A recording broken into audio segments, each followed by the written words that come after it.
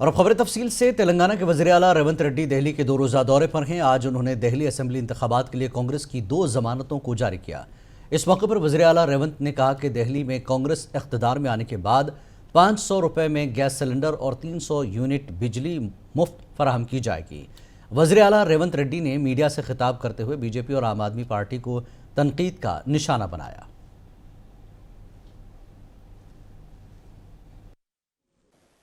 So it is very simple. We have vast experience to run the government. Congress party को जितना तजुर्बा है इस देश में और किसी को नहीं है सरकार चलाने में। हर बार ऐसी बात आती है कि गरीब लोगों को कुछ देने के लिए कांग्रेस पार्टी कहा तो पैसे कहां से लाएंगे। मैं आपको एक सवाल पूछना चाहता हूं, आप मीडिया के माध्यम से नरेंद्र मोदी जी को।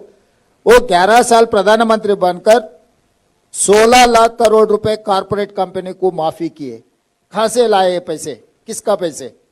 तो मोदी जी सरकार कारपोरेट कंपनी से को जब 16 लाख करोड़ रुपए माफ कर सकता है, जब पत्रकार ने कभी मोदी जी को यह सवाल पूछा ही नहीं, भाई ये किसके पैसे, आप 16 लाख करोड़ रुपए जो कारपोरेट कंपनी को माफी किए, ये पैसे ले आकर और गरीब लोगों को बांटने में कोशिश क्यों नहीं किए? और दूसरी बात रहा ये एनसीटी नेशनल कैपिटल टेरिटरी, केंद्र सरकार की कुछ जिम्मेदारी है जो बजट देने का। केजरीवाल और मोदी जी दोनों आपस में लड़ ले रहे कुर्सी के लिए, बस जनता को नुकसान हो जा रहा है।